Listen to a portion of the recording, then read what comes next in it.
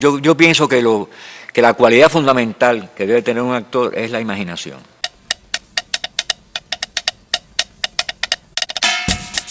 A mí no me resultó nada difícil, mucha gente decía que estábamos enclaustrados, no me resultó difícil enclaustrarme en el Escambray. A mí me apasionaba el trabajo que se hacía en el Escambray y de alguna manera, que no era ni remotamente la que yo hubiera podido imaginar, todo lo que yo había aprendido y hecho carne, pues de alguna manera se ponía en práctica en el Escambray, aunque parezca raro, ¿no? Es decir, todo el mundo piensa en el Escambray como un teatro abiertamente político o que trataba de una manera un poco pedestre los problemas de la gente que era nuestro público. Sin que eso deje de ser cierto, lo real era que el acto de comunicación del Escambray con su público era de un nivel, exigía de un nivel de creatividad y de imaginación casi absoluto de parte de los creadores que estábamos del lado de acá, ¿no?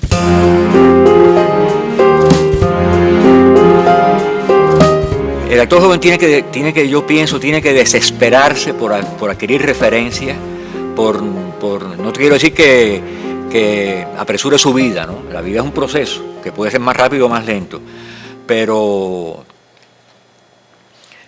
yo siento mucho ahora que yo estoy trabajando con tanta gente joven que hay como una falta de preocupación, por llamarlo de alguna manera, por adquirir referencias.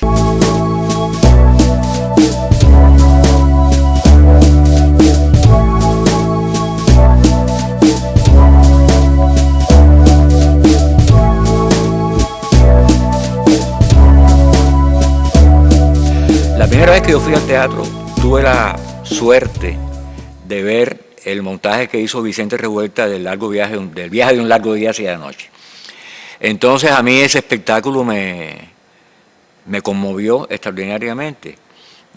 Yo no era una persona ajena a la cuestión artística por la misma carrera que estaba estudiando, que de alguna manera tenía que ver con, es decir, yo iba a muchas exposiciones, veía cosas de artes plásticas, pero nunca había ido al teatro. El primer teatro que vi en mi vida fue eso.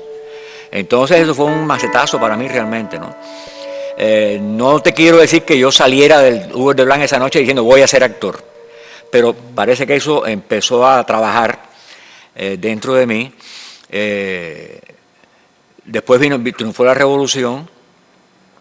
Yo seguí estudiando arquitectura, pero ya era algo demasiado fuerte la atracción que sentía por el teatro. Seguí yendo al teatro como espectador.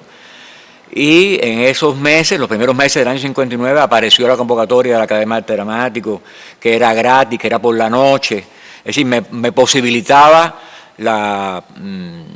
el poder seguir estudiando en la universidad. A mí me encantaban los títeres y me sentía muy bien trabajando en el Guiñol, pero yo quería ser actor de otra manera, yo quería ser actor de cine, digamos. En esa época estaba el ICAI en plena efervescencia, estaban los grandes grupos de teatro, sabes que los años 60 fueron esplendorosos en ese aspecto, ¿no? Y cuando coincide que termino la Academia de Arte Dramático en el año 63, pues también dejé de trabajar en el Guiñol porque Mario Rodríguez Alemán era director de la Academia de Arte Dramático y al mismo tiempo era director del Conjunto Dramático Nacional, que era uno de estos grandes grupos que existían en esos años. Y a un grupo de actores que nos graduábamos en la academia, él nos llama para ingresar el elenco del Conjunto Dramático.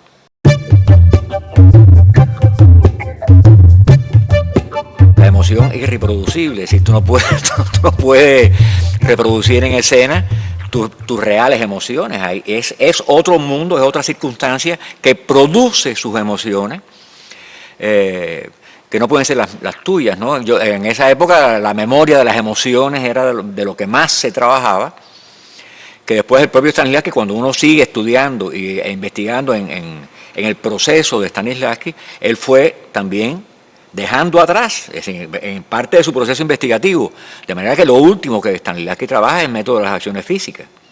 Es decir, a partir de las acciones físicas, provocar en el actor esta cuestión emocional o de los sentimientos más bien que debe estar presente. Y por otro lado, con el estreno del Alma Buena de Sichuan en Teatro Estudio, que empiezan entonces Vicente y la gente de Teatro Estudio a estudiar las teorías dramatúrgicas y con respecto al actor también de Bertolt Brecht.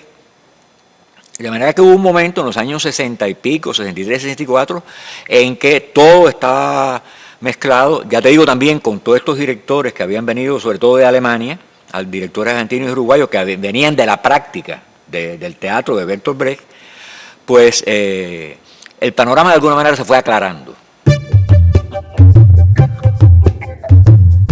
La conjunción de estas cosas pues produjo resultados espléndidos. Yo no sé, recuerdo Fuenteovejuna, el montaje de Vicente, donde estaba Stanislavski y estaba Brecht. Yo creo que esa es la época de los grandes actores del teatro de Cuba, ¿no? Es decir, algunos que ya venían, que ya lo eran, y otros que fue esa eclosión que hubo en los años 60 hasta los 70 de grandes actores y a partir y a través de grandes puestas en escena y de trabajos investigativos de varios directores. Grotowski todavía no había llegado.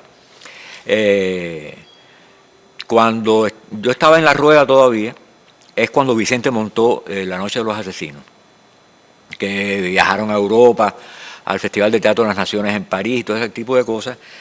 Y Vicente choca en esa gira por Europa con los grupos de la vanguardia en el mundo en esos años, la época de los hippies, la época post-revolución de los años 60 en Francia y en los países europeos. Y el contacto de Vicente con estos grupos, con estas manifestaciones de teatro, fundamentalmente con un grupo americano, el Living Theater,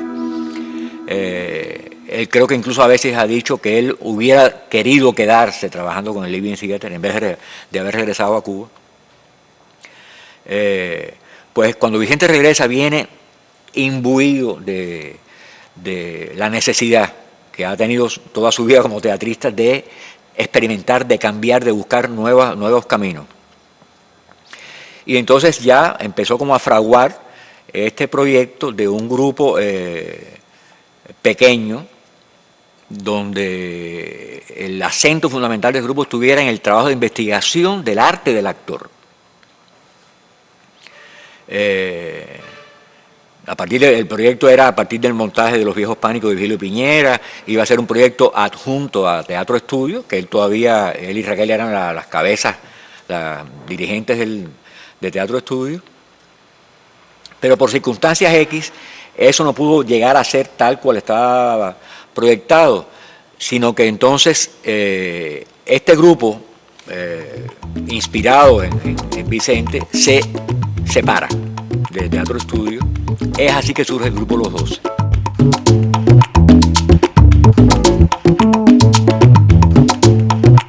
Los primeros años del Escambray, los años 70 del Escambray, si por desgracia en otros aspectos de la vida cultural de Cuba fueron terribles, sin embargo el Escambray, no sé si fue por la suerte de estar aislado en esa zona y por la inteligencia de la gente que lo guiaba, esos años 70 del Escambray fueron verdaderamente extraordinarios desde el punto de vista artístico, no solamente por lo que produjimos, sino por lo que hacíamos nosotros como personas y como actores. Haber hecho la vitrina en el momento que la hicimos fue un acto de una audacia extraordinaria, desde el punto de vista artístico y desde el punto de vista del rol que puede jugar el teatro dentro de un contexto social determinado. Yo me quedé fascinado, me sentí además extraordinariamente orgulloso de haber participado de esa empresa, ¿no? Y porque pienso que el Escambray tiene su leyenda de esplendores y de oscuridades, pero no todo lo que se hizo fue oscuro ni todo lo que se hizo fue brillante. Yo pienso que el camino de la brillantez del Escambray estuvo en la vitrina. Si la vitrina no se hace, yo no sé qué hubiera pasado, el Escambray quizás no hubiera podido continuar su trayectoria. Y junto a la vitrina hay, puede ser, yo te podría decir, 4 o 5 obras más en 40 años que pueden significar cosas importantes.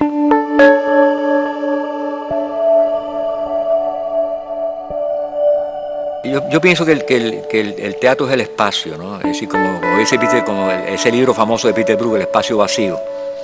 Es el espacio que el actor tiene que llenar con su fuerza, con su energía, con los conceptos que se manejen, con su calidad como ejecutante de un arte. Pero también pienso que el teatro, es decir, una vez que ese espacio se ha llenado con el texto, con todo lo demás, la función comunicativa del teatro, la función moral del teatro, me parece extraordinaria. Y yo pienso que alguien decía que el teatro nunca ha dejado de estar en crisis, ¿no? Desde Aristóteles y desde los clásicos griegos, el teatro nunca ha dejado de estar en crisis. Creo que es verdad, pero yo creo que esa crisis permanente del teatro es lo que lo hace vigente. Y pienso, por ejemplo, que en las circunstancias actuales que estamos viviendo en Cuba, yo pienso que un arma fundamental, extraordinaria, de reflexión y de análisis es el teatro.